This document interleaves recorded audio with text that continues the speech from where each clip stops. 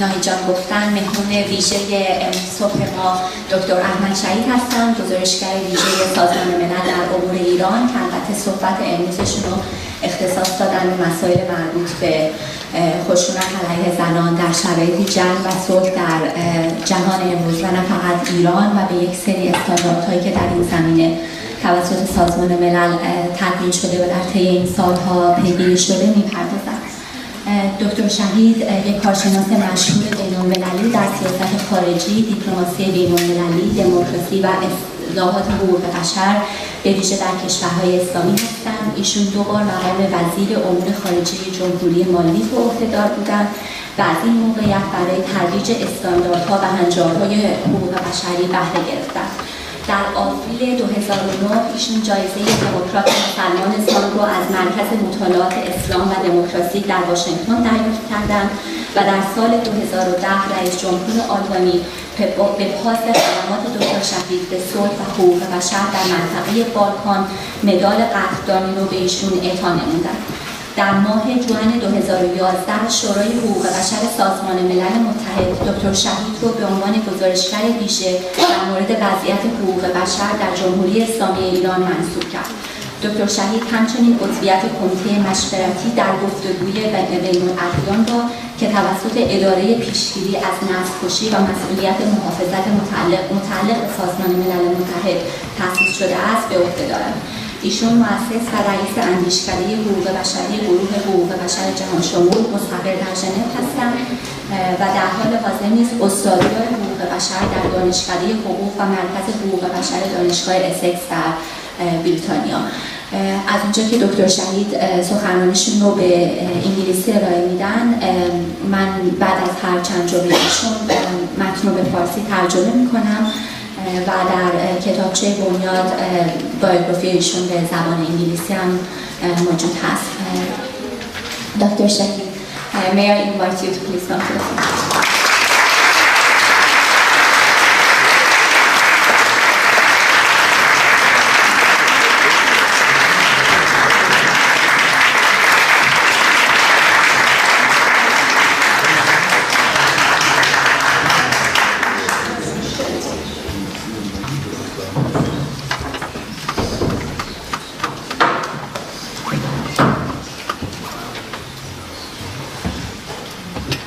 Thank you very much. It's great to be here today.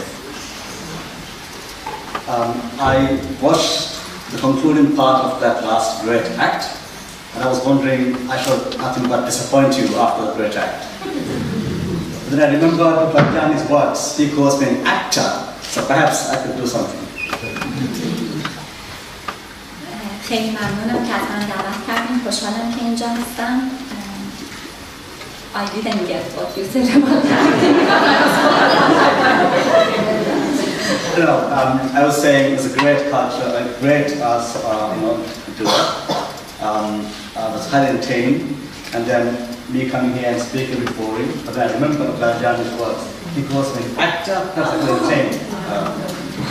من خیلی لذت بردم از برنامه که اجرا شد و بعد از اون برنامه جذاب سخنرانی من شاید خسته کننده باشه. لاریجانی ولی در شورای حقوق بشر سازمان ملل گاهی اوقات حرفای شبیه جوک میزنن و حالت کمدین دارن. Okay, thank you very much. Let me begin by thanking the foundation for inviting me to say a few words at this important conference. دوستان در ابتدا تشکر بکنم از اینکه من به این کنفرانس دعوت شدم و میتونم چند کلامی رو با شما در میون بگذارم. I will speak to the central theme of this year's conference, Women, Peace and Security, what is called the WPS agenda in UN terms. و من در مورد موضوع پر اهمیت کنفرانس امروز زنان، صلح و امنیت صحبت میکنم و همچنین در رابطه با دستور عمل صلح، امنیت و زنان در دستور عمل سازمان. 2 days ago, we received the welcome news that the UN Secretary General, Ban Ki-moon, had asked the head of the UN peacekeeping force in the Central African Republic to step down following allegations published by Amnesty International the previous day that a UN peacekeeper had raped a young girl in Bangui. 2 روز پیش ما این خبر خوب رو دریافت کردیم که دبیرکل سازمان ملل از رئیس نیروهای حافظ صلح سازمان ملل در جمهوری آفریقای مرکزی درخواست کرد که خود را از کار برکنار بکنه و این درخواست در پی انتشار گزارشی توسط بین‌الملل بود که یک سرباز حافظ صلح سازمان ملل دختری رو مورد تجاوز قرار داد. Mr. Ban Ki-moon had reportedly demanded responsibility at the institutional level for this very serious human rights violation. بر اساس گزارش‌ها دبیرکل سازمان ملل خواستار مسئولیت پذیری سازمانی برای این خلاف جدی شده. Unfortunately, allegations of sexual exploitation and abuse by UN peacekeepers are not new. In the case of the Central African Republic, we have also heard shocking allegations of sexual abuse by French peacekeepers earlier this year. متاسفانه اتهامات ارتکاب آزار جنسی و سوء استفاده جنسی توسط نیروهای حافظ صلح سازمان ملل اتهام‌های جدیدی نیستند و در مورد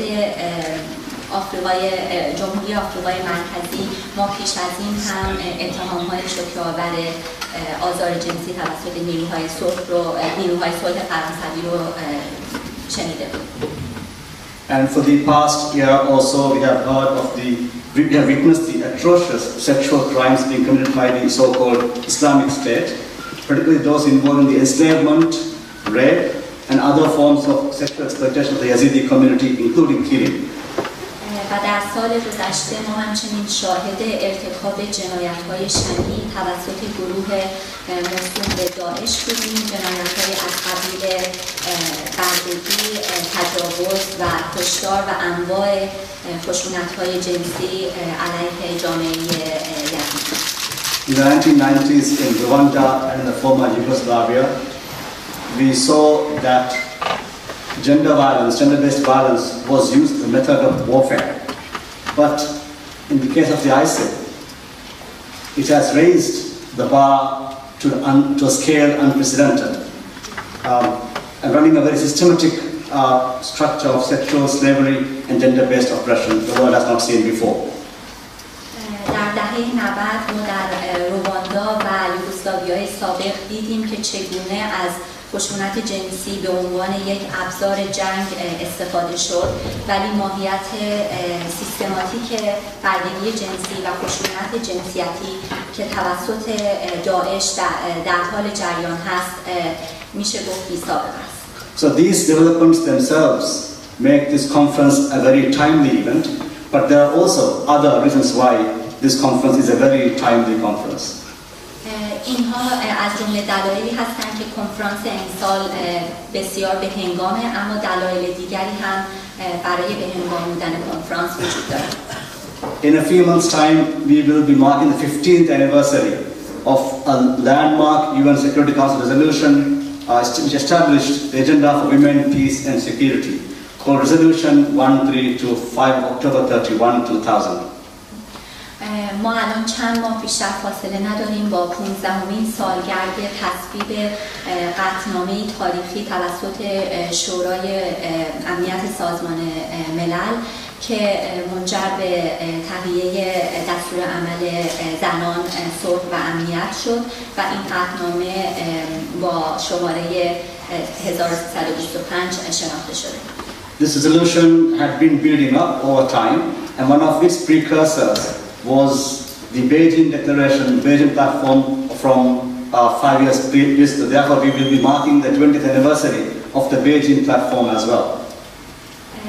این قطعنامه توسط در نتیجه فعالیت‌های بسیاری نهایتاً تصویب شد و یکی از مهمترین این فعالیت‌ها اعلامیه و برنامه کار پکن بود که امروز ما در آستانه 20مین سالگرد این و اعلامیه و برنامه کار هم قرار داریم.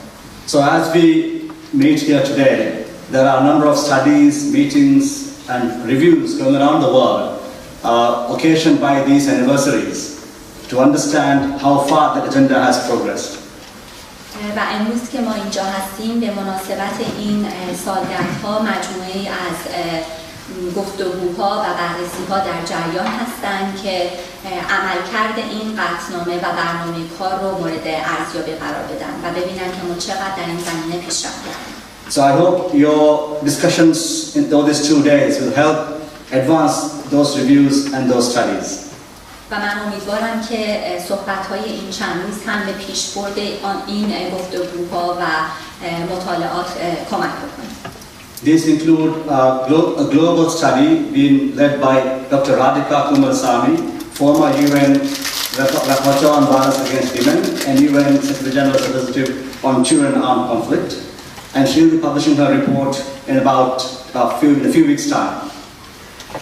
از جمله این مطالعات و اقدامات یک مطالعه جهانیه که توسط دکتر رادیکا کوماراسامی گزارشگر ویژه سازمان ملل در مورد خشونت علیه زنان در حال تهیه است و قراره که در چند هفته آتی منتشر بشه. And a little later, there will be another report by the UN Secretary General himself to support the high-level review by Security Council of the agenda to advance women's status in peace and conflict. و مدتی کوتاه بعد از اون گزارشی منتشر خواهد شد توسط دبیرکل سازمان ملل که درخواست یک بررسی رده بالا از اجرای دستور عمل زنان صلح و امنیت رو درخواست خواهد کرد. The primary breakthrough achieved by Resolution 1325 was to view women's rights as women's protection extending beyond the conflict time to peace times as well. از مهمترین دستاوردهای قطعنامه 1325 این بوده که تجربه زنان و نه تنها در شرایط جنگ بلکه در شرایط صلح هم در رابطه با موضوع امنیت مورد بررسی قرار بگیره. It therefore placed women's experiences in conflict time in the wider context of gender inequality and gender power relations. این قطعنامه تجارب زنان در دوران جنگ رو در بستر گسترده‌تر روابط قدرت نابرابر و ستم علیه زنان و تبعیض قرار داد. So another reason why this conference is important is next month the UN will declare 17 new Sustainable Development Goals with over 169 targets to be achieved by the year 2030. از دیگر دلایلی که کنفرانس امروز به هنگامه اینه که به زودی UN اهداف توسعه پایدار رو اعلام میکنه که شامل 169 تارگت هستن برای رسیدن به 17 هدف تا سال 2030. What women's groups have been demanding is that these goals must contain a stand-alone goal on women's rights, on gender equality. از جمله نکاتی که UN بر اون تاکید کرده اینه که این اهداف باید مشخصاً شامل یک هدف در رابطه با وضعیت زنان و برابری در خودشون داشته باشه. So when these goals are proclaimed towards the end of September, there will be a standalone goal. Goal number 5 is to achieve gender equality empowerment of women and girls and identifies 9 separate measures and targets. و زمانی که این اهداف در سپتامبر منتشر خواهند شد قراره که یک هدف به طور مشخص در رابطه با برابری زنان و توانبخشی زنان باشه و اون هدف شماره 5 که 9 تارگت مربوطه و اقدام‌های مربوطه را تعیین می‌کنه برای رسیدن به اون هدف. Another reason why I think this conference is timely is what's happening in Iran itself. یکی از دلایل دیگری که این کنفرانس به هنگام تحولاتی که در خود ایران در حال صورت گرفته. The recent nuclear agreement raised the question of what happens to human rights. توافق هسته‌ای که اخیراً به دست اومده این سوال رو ایجاد میکنه در مورد آینده حقوق بشر در ایران. But the Women, Peace and Security Agenda provides a lens through which we should see human rights both before and after the nuclear agreement. دستور عمل زنان، صلح و امنیت برای ما یک لنزی رو تحلیل می‌کنه میکنه که مسئله حقوق بشر رو پیش از توافق و بعد از توافق مورد بررسی قرار بدیم. What happens to women in conflict is fundamentally linked to what happens to women in peacetime. اونچه که بر سر زنان میاد در دوران جنگ در رابطه تنگ قرار داره با وضعیت زنان در دوران صلح. And that's the key message of the WPS agenda. و این از پیام‌های اصلی برنامه عمل زنان صلح و امنیت. One of the criticisms of the agenda is that there is a preoccupation in the agenda on sexual violence and rape. But others call that, although this is important, you can't achieve success in the agenda unless the wider goals of women's equality are not addressed as well. یکی از نقدهایی که به برنامه عمل میشه اینه که مسئله تجاوز جنسی در دوران جنگ رو به طور مشخص مورد به عنوان دغدغه‌هاش تعریف کرده، ولی باید اهداف کلی‌تر تبعیض علیه زنان مورد بررسی قرار بگیره. So women are treated in conflict time as foils of war, as sexual slaves, as targets of honor fights amongst men. All of these link back to peacetime attitudes that create inequality for women and attitudes to suppress them. And that is again the message of this agenda. خشونتی که زنان در دوران جنگ تجربه می‌کنند مثل تجاوز و خشونت جنسی برمیگرده در نهایت به وضعیت اونها در دوران صلح و نابرابری و تبعیضی که تجربه می‌کنند.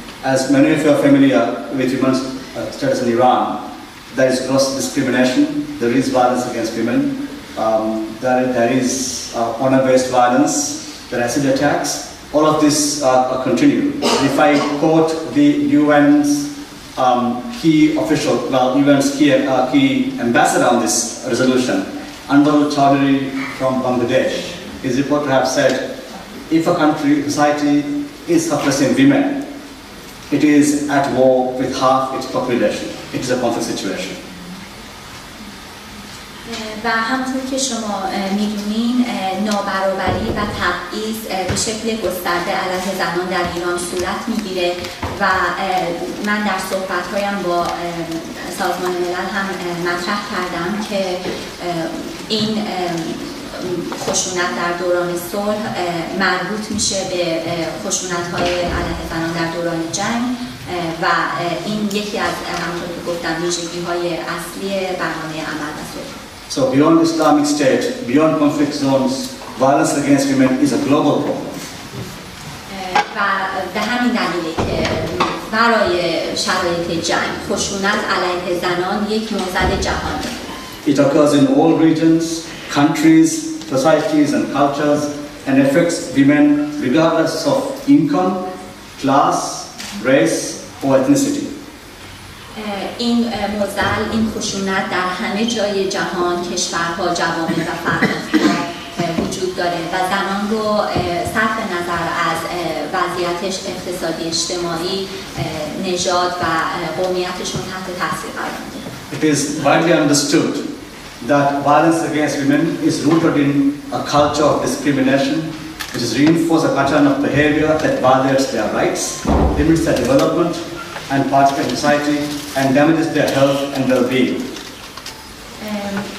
این امروز کاملا مورد فهم قرار گرفته که خشونت علیه زنان ریشه داره در فرهنگ تبعیض که خود از طریق رفتارهای خشونت‌آمیز علیه زنان و نقض حقوق زنان و محدودیت‌های اعمال شده بر مشارکت اونها در جامعه است که ترویج پیدا می‌کنه و سلامت و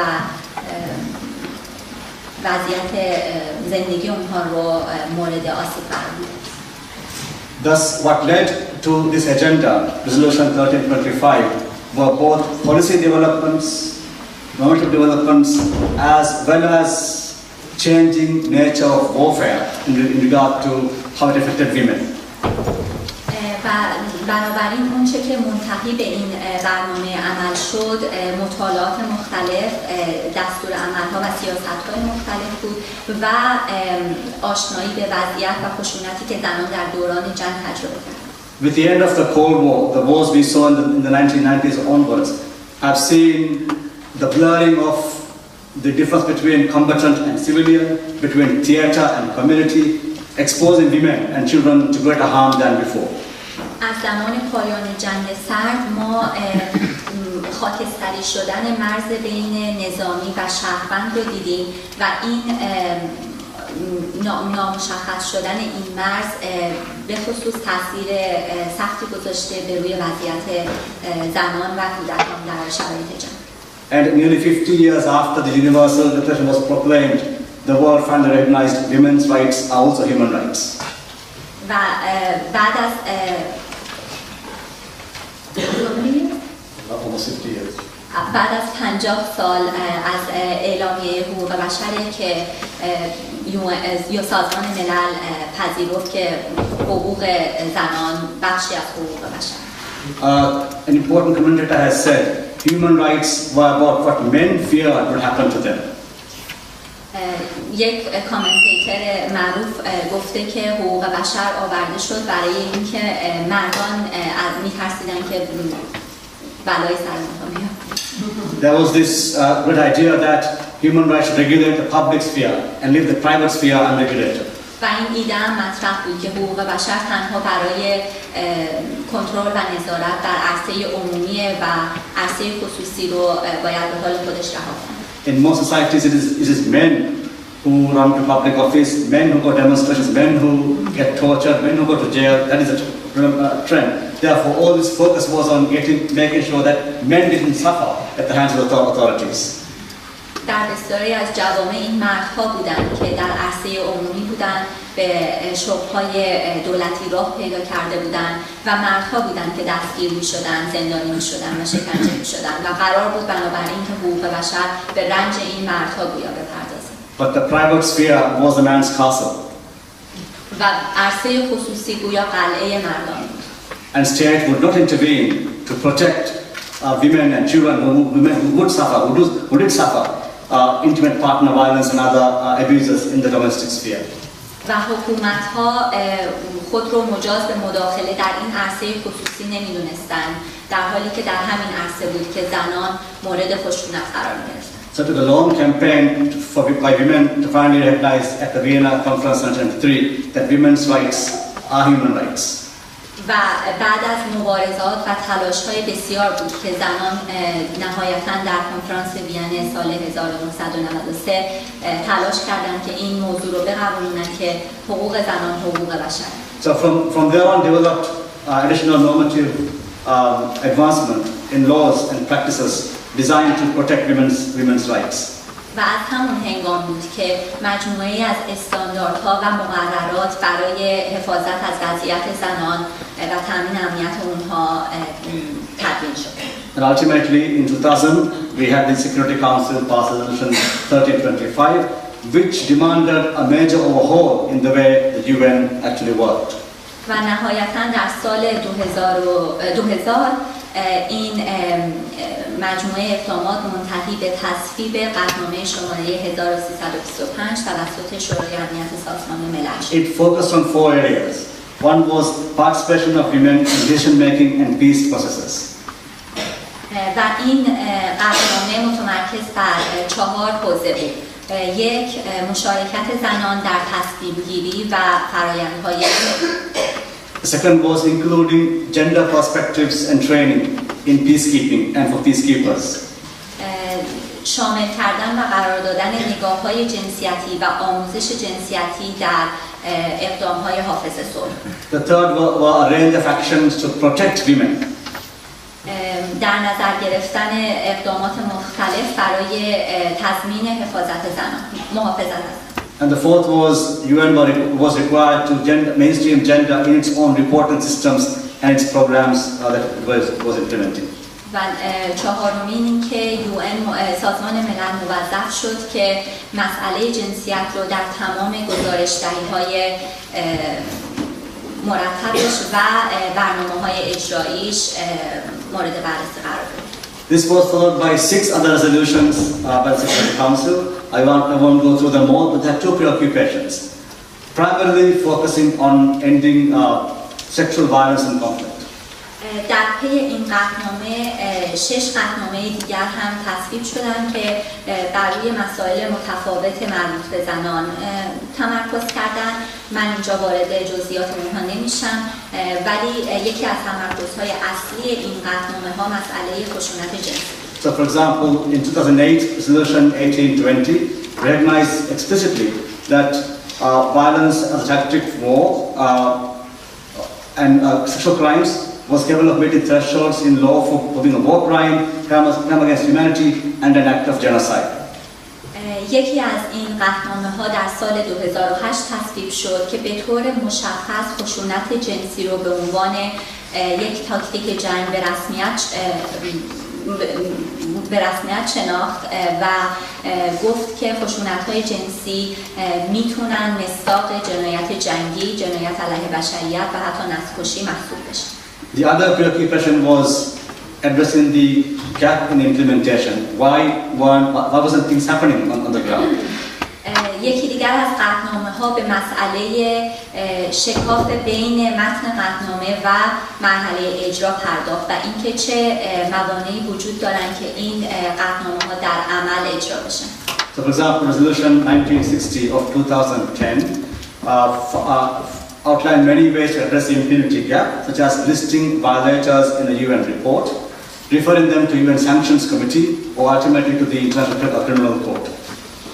برای مثال یکی از قطعنامه‌هایی که در سال 2010 تصویب شد مسئله مسئولیت و پایدار بودن مسئولیت رو مورد توجه قرار داد و برای مقابله با اون درخواست کرد که فهرستی از ناقضان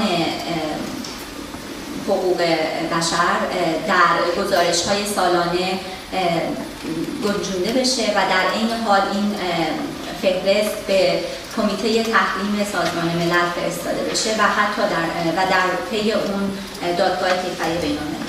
So women's groups criticize these measures for failing to address the broader issues of women's situation in both conflict prevention, conflict resolution, and peace building. ولی گروه‌های مدافع حقوق زنان این اقدامات و قطعنامه‌ها رو مورد انتقاد قرار دادن به این دلیل که به مسئله گسترده‌تر خشونت علیه زنان در شرایط خارج از جنگ نمی‌پردازند. So for example, we had the CEDAW committee, the committee of experts which look at how countries respect the obligation under the Convention on Women's Rights. They did a general comment outlining state obligations with regard to women, peace and security agenda. برای مثال ما کمیته مسئول مبارزه با رفع تمام اشکال تبعیض جنسیت علیه زنان رو داریم، سیدا، و نظریه یا تفسیر عمومی شماره 30 این کمیته به مسئله صلح و امنیت و اجرای اون میپردازیم. So the 15-year review, which we will see in the next few months' time, is an important time to see how we could advance the agenda, how we could really make a difference in women's lives in peacetime and conflict. و بررسی که در این 15مین سالگرد قرار انجام بشه بررسی مهمیه که فرصتی رو ایجاد میکنه برای اینکه بدونیم چه کارهای انجام شده و چه اقدامات جدیدی باید اتخاذ بشه تا این برنامه عمل به شکل بهتری اجرا بشه. I began this talk by referring to a situation in Central Republic where a peacekeeper raped a girl. I want to end now by giving some statistics on how far the agenda had actually achieved anything in the UN context. من این صحبتم رو با اشاره به مسئله تجاوز به یک دختر جوان در جمهوری آفریقای مرکزی توسط یک سرباز سازمان ملل شروع کردم و حالا در پایان صحبتم میخوام آمار و ارقامی ارائه بدم که نشون بده تا چه حد این برنامه عمل در رسیدن به اهدافش موفق بوده. I'll give you a few examples of where there has been progress, there's been no change, and some cases where there's been regression as well. من چندین نمونه به شما ارائه میدم از زمینه‌هایی که موفقیت در اون حاصل شده، زمینه‌هایی که کاملا موضوع به شکل درست اجرا نشده و چندین نمونه از شرایطی که ما حتی عقب گردشتیم. In the period 1990 to 2010, there were 585 peace agreements, of which only 92 contained any reference to women. در بین سالهای 1990 تا 2010 585 قراردادنامه صلح تهیه شدند که از بین اونها تنها 99 قراردادنامه اشاره‌های مشخص به زنان داشتند. However, maybe you can say as a progress recently, in 2013, more than half of all peace agreements signed include reference women, peace and security. و نشانه پیشرفت در اینه که در سال 2013 بیش از نصف قراردادنامه‌های صلح به مسئله زنان، صلح و امنیت اشاره می‌کردند. We recently saw Wendy Sherman lead the negotiations for the US on nuclear talks. This is a very rare and unusual occasion.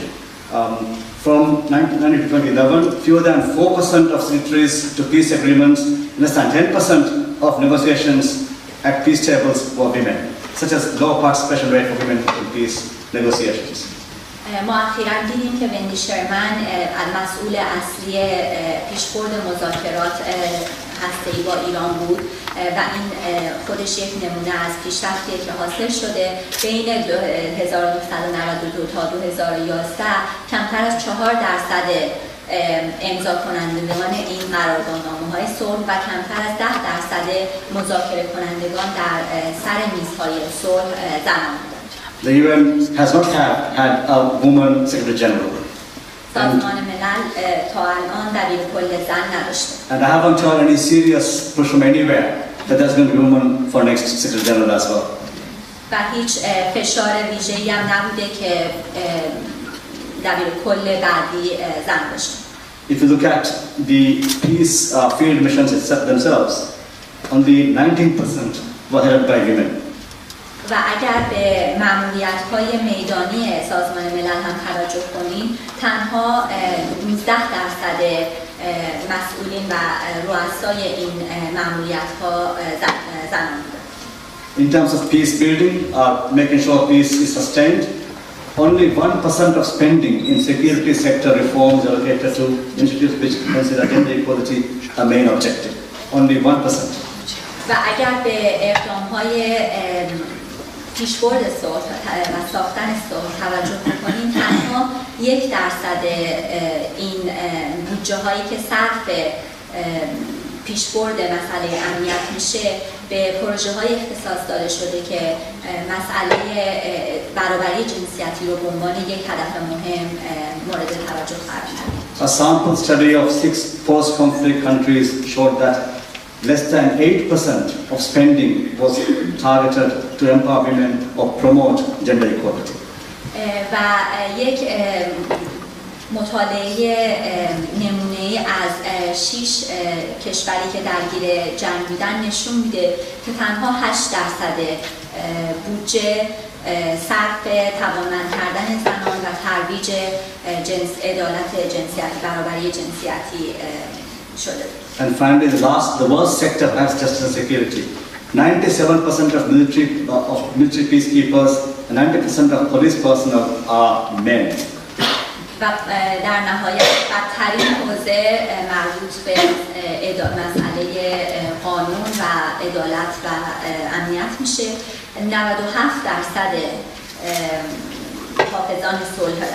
حافظان نظامی صلح و 90% پرسنل پلیس رو مردان تشکیل میدن. 27 countries have laws on their law books which prevent women from transferring nationality to children, making many children stateless. 27 کشور هنوز هستن که قانون‌های مشخصی دارن که زنان رو از انتقال تابعیتشون به فرزندانشون بر اساس اصل برابری با پدران محروم میکنه و این به این معنیه که کودکان بسیاری بدون تابعیت رها شدن. And totally examples of regression. In Rwanda, before the genocide, the average age of marriage for a girl was 20 to 25 years. In refugee camps during after the genocide, the average was 15 years. و دو نمونه از عقب‌گردهای صورت گرفته. قبل از نسل‌کشی سال 1994 در رواندا، سن متوسط ازدواج برای دختران بین 20 تا 25 سال بود، در حالی که در کمپ‌های پناهندگی در طی و پس از نسل‌کشی سن متوسط ازدواج به 15 رسید. And the rate of marriage, early marriage among Syrian refugee girls is 51%. و نرخ ازدواج بین دختران پناهنده سوریه در جردن الان 51%. I will not bore you with details of Iran because you know Iran very well.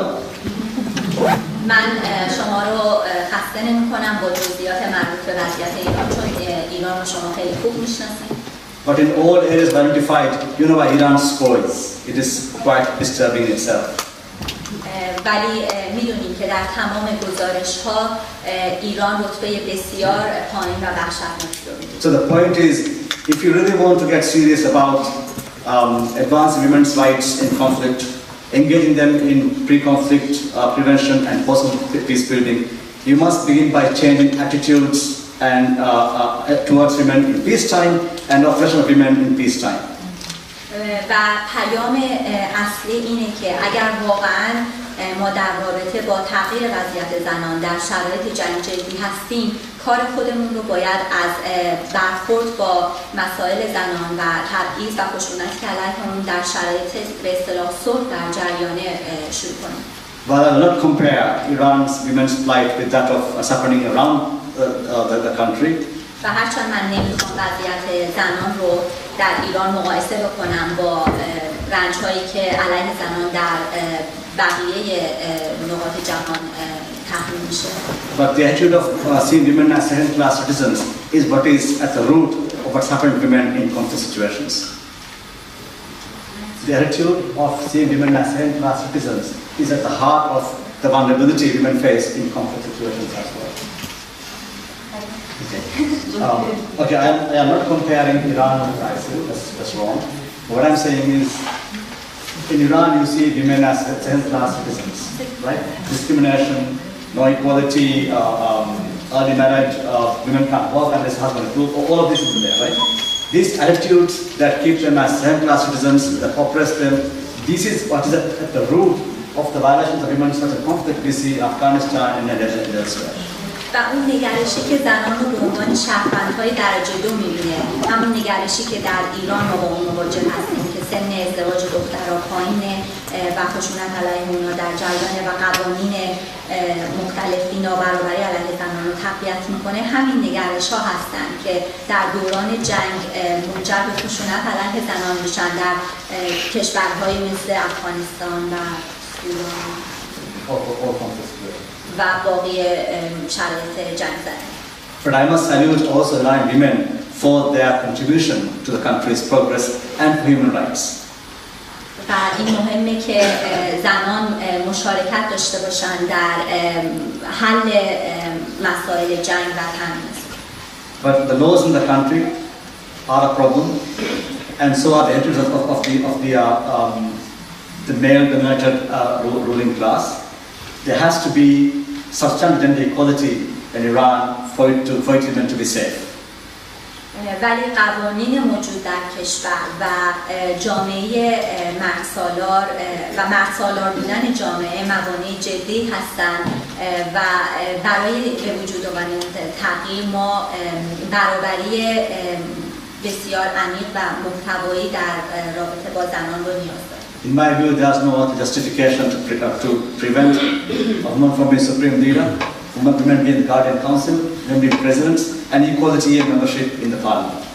و واقعا هیچ توجیهی نداره که زنان نمیتونن در موقعیت رهبری و شورای نگهبان و باقی اجزاها و مراکز دولتی قرار بگیرن در بقیه Elections election to the Expediency Council and to the Parliament happen next year. And I will stress between now and then that Iran must observe gender equality in the fullest sense of international law. Thank you very much.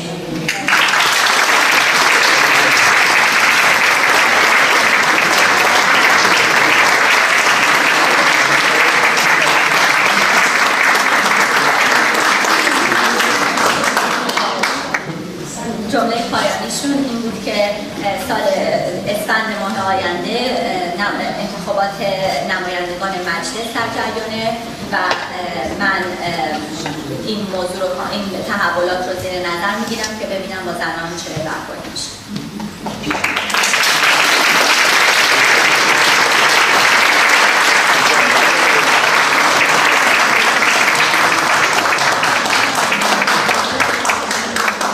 So we are doing well in terms of timing and we have 15 minutes to take questions.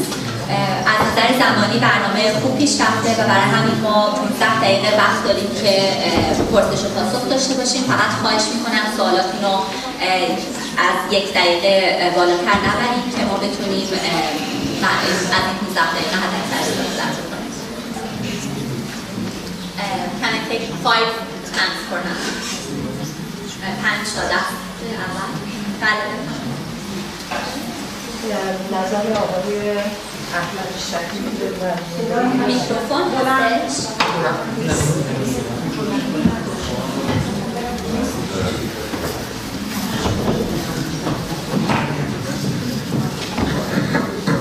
Testing 1 2 3.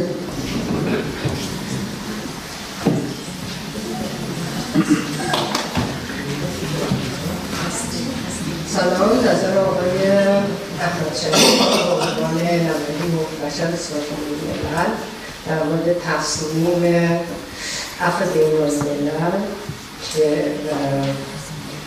که کارگر جنسی رو به اصطلاح قوانینی که علیه انجام شغل به عنوان کارگر جنسی هستن داره تغییر میده. خواستم نظر رسمی سازمان ملل راجع به این موضوع چیه، یعنی به ایشون به عنوان نماینده سازمان ملل. ببخشید من چند سوال دیگر می‌دیدم بعد عمل رو But I will translate this so you can think about it. So the question is about the recent decision of Amnesty International to change its policies with respect to sex work and the decriminalization of all aspects of sex work.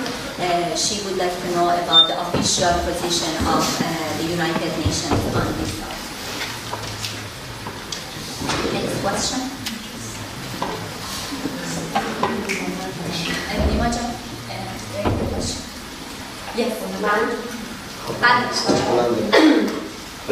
میخواستم این سوال مطرح کنم، یعنی 2 سوال که بیشتر وضعیت این زنان تو قطعنامه هاست و به خصوص زنایی که در اروپا هستن. ما در کشورهایی مثل ایران و افغانستان قدرت اجرایی نداریم، ولی در اروپا فرضاً زنان افغان درصد بالای بی‌سواد هستن و رایت تو دیولپ که اونا حق رشد اونها نقض شده از طرف دولت‌های اروپایی. این 1. 2. قدرت مردان کامیونیتی‌ها در اروپا و مردان خانواده از قوانین اروپا بالاتره. فرضاً دادگاه‌های شرع تو امر ازدواج و طلاق و اینا دخالت میکنن و یک قانونی کنار قانون رسمی این کشور هست. در این مورد چه پاسخی دارن؟ من الان قبول شدم. اگر میتونین انگلیسی صحبت کنیم برای حفظ وقت لطفاً به انگلیسی بپرسیم. I will translate in first person so you hear her. In the situation of women is of course addressed in resolutions, but in many cases women do not have the power to put these rights given to them in resolutions to practice. In Europe itself, the majority of there are many Afghan women who are illiterate, and the right to development has been denied to them. And the European governments bear responsibility for this. In many situations, the power of men in families tends to be much stronger than the laws that are in place in European states. For example, Sharia courts are allowed to intervene in different family-related matters. Do you have any insights or suggestions to address this situation? اینجا از شما لطفاً، بعد شما دیگه هم بعد دست راست از بعد شما اول، بعد شما خب دارم. So I will say it in English, just this might be easier. I would like to ask the gentleman, what is your opinion about the role of the religion in our region and the way it's oppressing the women? Or it could be actually the interpretation of the religion, because there are too many schools of thought. It depends how people actually interpret and how they oppress the women, and it goes on and on and on and on.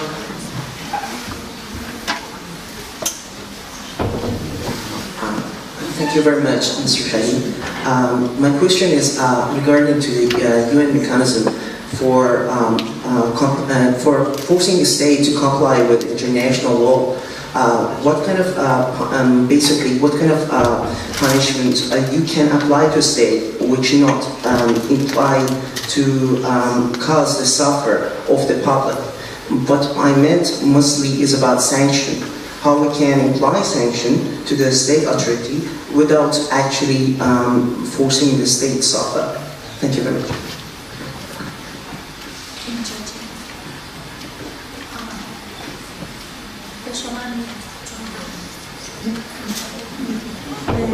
خدمت آقای دکتر بهمن شاهی سلام میکنم و این سوال رو دارم که ایشون در زمینه تبعیض بین زنان و مردان قدرت اجرایشون تا چه حدودی هست؟ My warm greetings to you.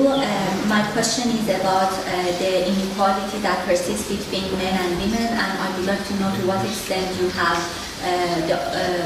the authority to bring change and implement change in practice. In Iran? Yes. Yes, last question.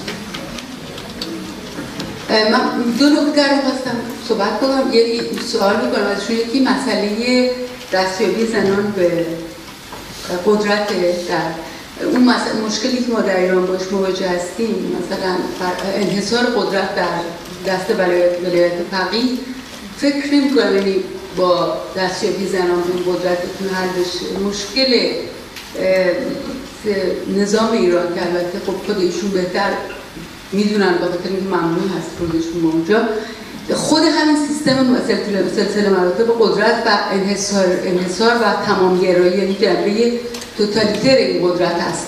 جنسیت، اینکه یک جنس زن در این قدرت قرار بگیره یا نه فکر نمی‌کنم. این اولین مسئله. دوم مسئله در مورد زندانی‌های سیاسی، یعنی ایشون هم گفتن که حقوق بشر و توافق هسته‌ای این موضوع رو جدی‌تر می‌کنه. حقوق بشر رو خواستم نظرشون رو در مورد اینکه همه چیز در ایران، یعنی زنان در بی‌حقوقی مطلقاً فقط جایی که برابری هست در عرصه زندان سیاسیه و امروز نمونه زنایی که خانم‌هایی که مثل نسرین سجوده، مثل نرگس محمدی، مثل بهاره هدایت، حالا 3 تا اسم رو ما میگیم به عنوان نمونه، و اینکه خود کسانی مثل نسرین سجوده، یعنی کسایی هستن که برای خودشون در حقوق بشر کار میکنن و اینا، یعنی هیچ امنیتی وجود نداره. حالا برای زندانیان سیاسی مرد هم همینه، فرق نمیکنه، ولی اینجا این برابری هست و خود سازمان ملل و خود این موضوع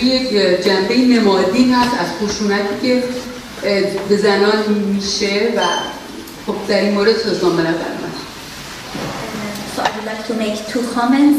The first one is about the point you made about the importance of having women in positions of power, including in the office of the Supreme Leader, I would like to emphasize that the situation of women and the broader issue of democracy in Iran won't be resolved by having women in this office, because this office in itself and the exclusiveness of power that it represents is a core problem in the country, and therefore the gender of the person in that office is not really consequential. Second point is about the situation of women political prisoners. Women are in an unequal status with respect to men in every aspect in the Iranian society, except perhaps when it comes to imprisonment for political beliefs. When it comes to this issue, women political prisoners and men political prisoners suffer in the same way. Just by way of example, I can mention the names of Nargis Mohammadi, Bahar Hedayat, and Nasrin Sotoudeh, and their situation and the lack of security that they experience is illustrative of the broader violence and discrimination that women experience. Briefly also, I wanted to see how would you see change happening after the resolution of the inquiry. Great. Thank you very much. A very wide range of questions. I'll try to address each of them individually as best I can. On the very first question, a very targeted question, what is Iran's position on Amnesty's decision with regard to sex workers? Well, I haven't seen the UN yet make an interpretive ruling on this issue. It will require interpreting a whole range of standards that are already there to a specific case. Even if you look at, say, feminists themselves, even they are divided on this subject. For radical feminists, any form of sex work is a rights violation. For others, it is not. If it is consensual, if it is consent, or voluntary, then it is not seen to be a rights violation.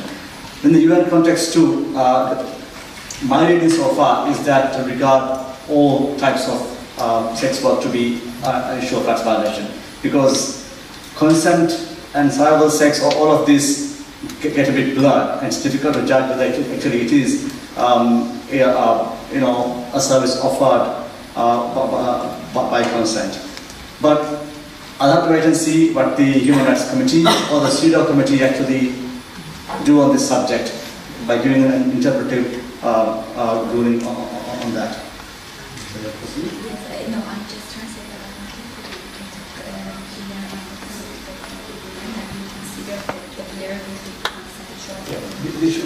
the issue is, consent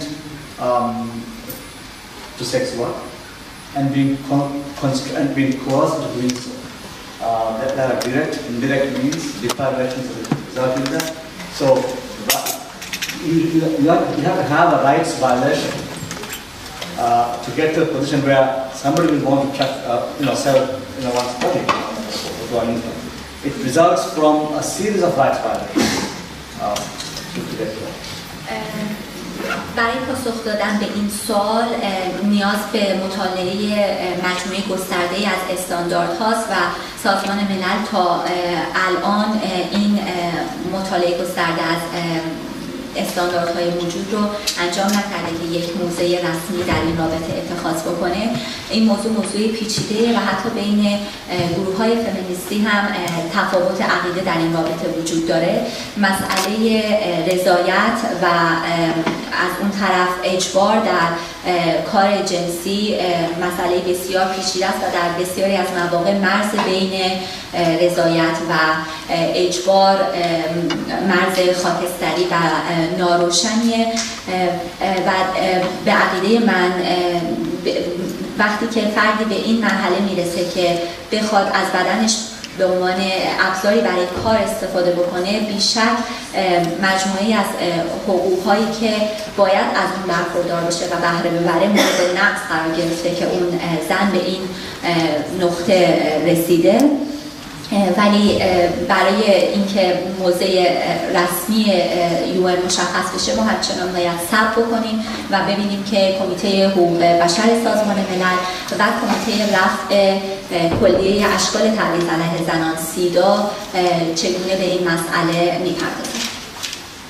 The second question raised a number of issues, and perhaps some were lost in translation, but the main issue was about Sharia courts, the power of families and how Sharia courts might reinforce that power, and consequently women suffer the enjoyment of their rights. Yes, that is true. You know, it doesn't have to be Asia or Africa or the Middle East. It's happened. It can happen anywhere. But in Europe, you know, you have international law standards, European legal standards, which should protect all individuals from violation of the kind of rights you referred to. The difficulty is access to that justice. The difficulty is to ensure that you can fight for your rights, especially when the family is oppressing it and is supported by the community leaders through Sharia court and so on. There is that layer of greater, obstacle. That's why I said human rights used to be based on the idea that men get protection and women are, behind a hijab, as it were. But that is not the standard legally.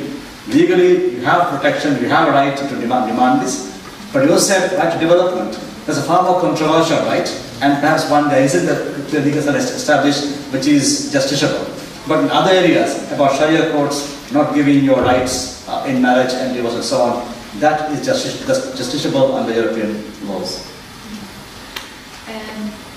فکر میکنم بخشی از سوال توی ترجمه خوب مطرح نشد، ولی به مسئله دادگاه‌های شریعت اشاره کردیم.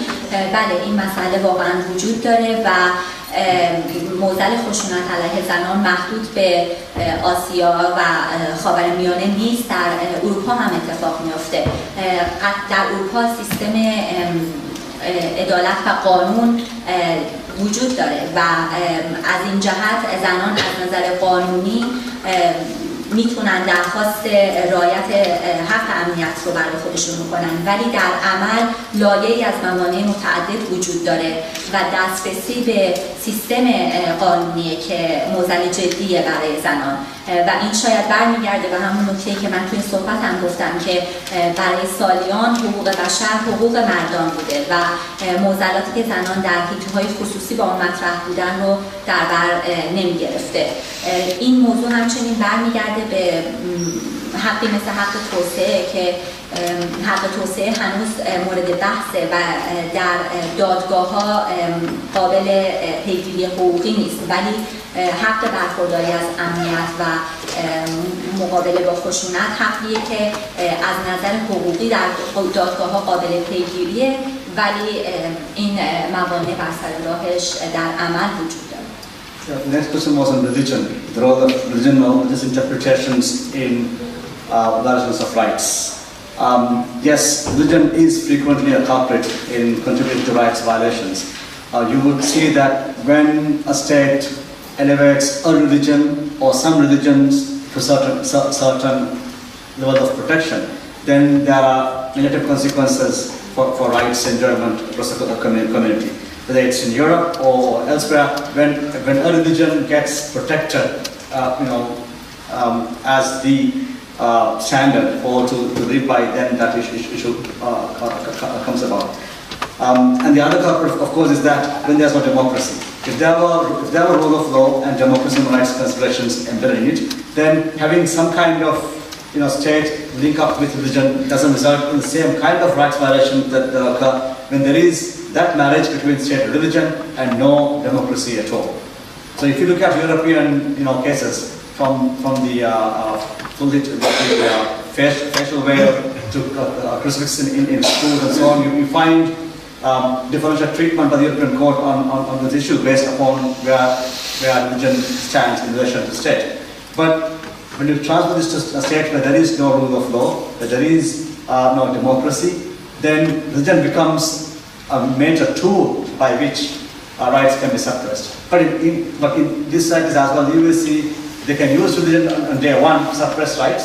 Next day, if they want to change it around, they have a different interpretation saying, no, you hold religion back into something else. I think Iran has its own examples in this level as well, where you use religion to pursue certain policy, and then you can also have fatwa saying quite the reverse the next day when they want to serve something else.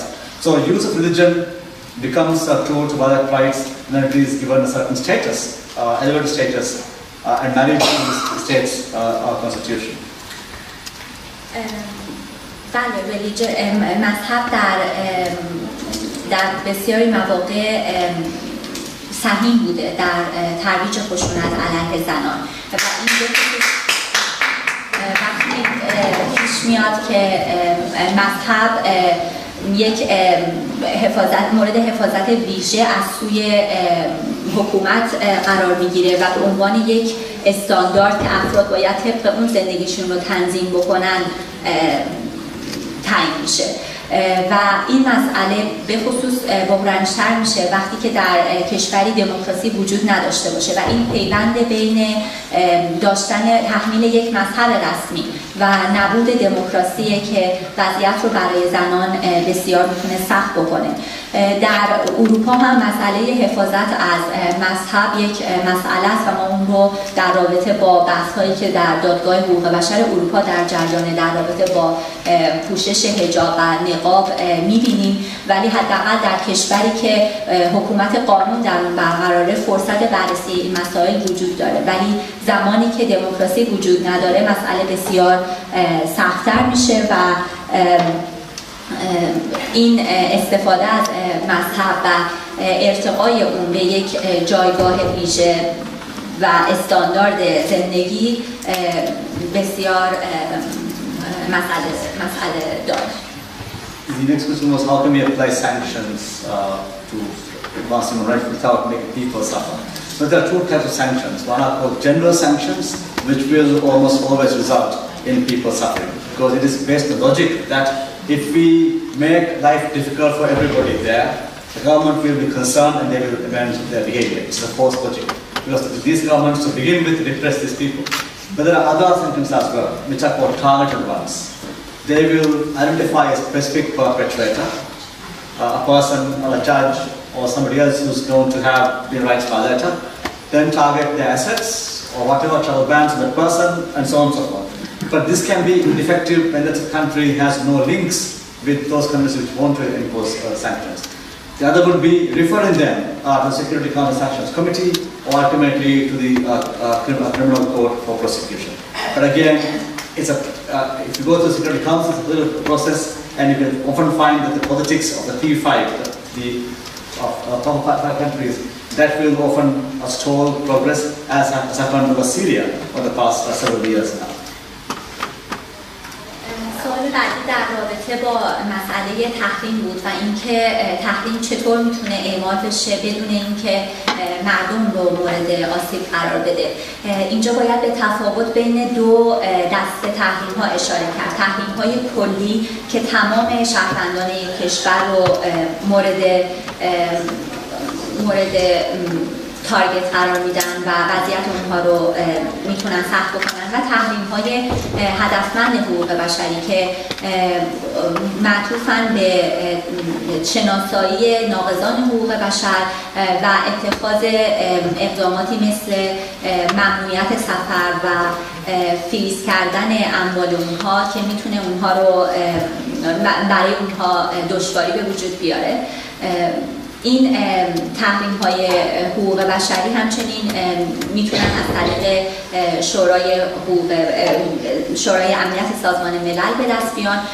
شورای امنیت سازمان ملل میتونه قطعنامه‌های تصویب بکنه در این رابطه و در نهایت پرونده ناقضان حقوق بشر رو به دادگاه کیفری بین‌المللی ارجاع بده، ولی در این رابطه هم موانع زیادی وجود داره، به خصوص به این دلیل که قدرت 5 کشوری که دارای حق ویتو هستن در شورای امنیت سازمان ملل در این رابطه بسیار مانع ساز میتونه باشه و ما این رو به طور مشخص در برخورد با وضعیت امروز سوریه شاهدیم.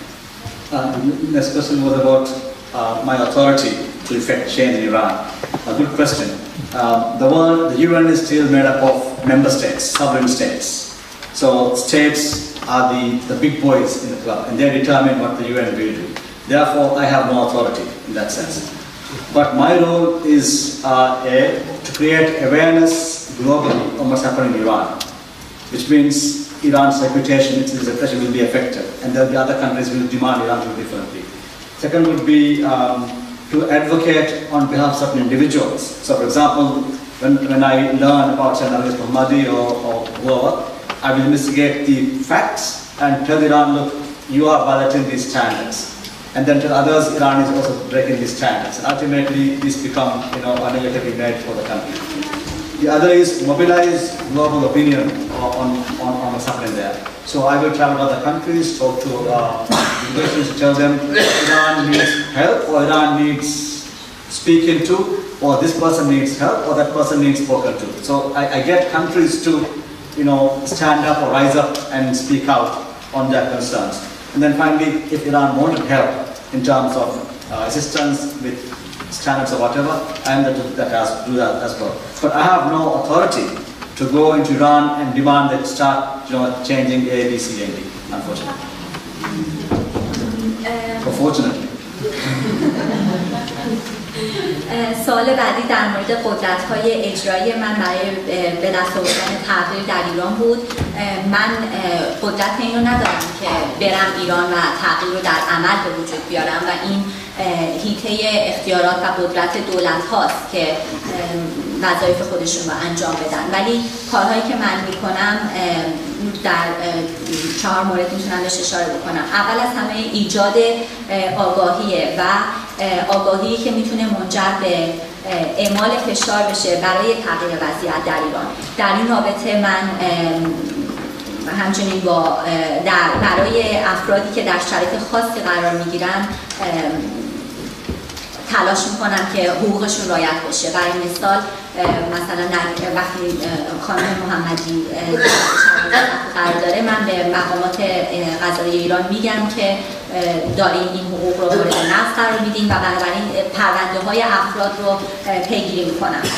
یک راه دیگه که من انجام میدم صحبت با کشورهای مختلفه که نسبت به ایران حساسیت داشته باشن. برای مثال به کشورهای مختلف میرم و بهشون میگم که ایران در این زمینه‌ها نیاز به مشاوره داره یا با مقامات ایران در رابطه با این یا اون موضوع باید صحبت بشه و یا اسم افرادی که باید مورد توجه قرار بگیرن رو به اطلاع اونا میرسونم که در صحبت‌هاشون با مقامات ایران اون رو پیگیری بکنن. و در نهایت اگر فرصت سفر من به ایران باشه با مقامات ایران در رابطه با مسائلی که نیاز به بهبود و تغییر داره صحبت کنم، ولی من هیچ اختیاری برای رفتن به ایران در حال حاضر ندارم و قدرتی هم ندارم که در چیزی رو تغییر بدم، متاسفانه و یا شاید هم خوشبختانه.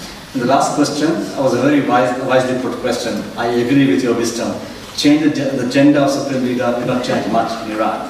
But my point was that, in principle, laws should not bar women from running for any office, including office of supreme leader. And you're absolutely right that part of the problem with Iran is that the supreme leader's office is all powerful and can undermine other institutions in the country, including the parliament and the judiciary. So changing these arrangements to ensure people get real power is more important than the gender change, but the gender change will be part of the recognition that women are equal to men in all respects. ممنون از سوال آخر که به نکته بسیار درستی اشاره کرد. من با شما موافقم که تغییر جنسیت شخص رهبر تغییر رو به وجود نمیاره، ولی اما نکته‌ای که من خواستم بهش اشاره بکنم این اصل بود که همه افراد در جامعه صرف نظر از جنسیت باید بتونن به مقام‌ها و پوزیشن‌های حکومتی دسترسی داشته باشن. ولی صحبت شما درسته که دفتر ولایت فقیه شامل قدرت‌هایی رو در بر می‌گیره که قدرت نهادهای انتخابی رو زیر سوال میبره و قدرت رو از مردم برای تشخیص و تعیین سرنوشتشون میگیره و این وضعیت کلی‌تره که باید عوض بشه. اما رعایت این است که زنان هم باید به همه مقام‌های دولتی بدون تبعیض دسترسی داشته باشن بخشی لازم از به وجود آوردن این تغییر کلی. Thank you very much.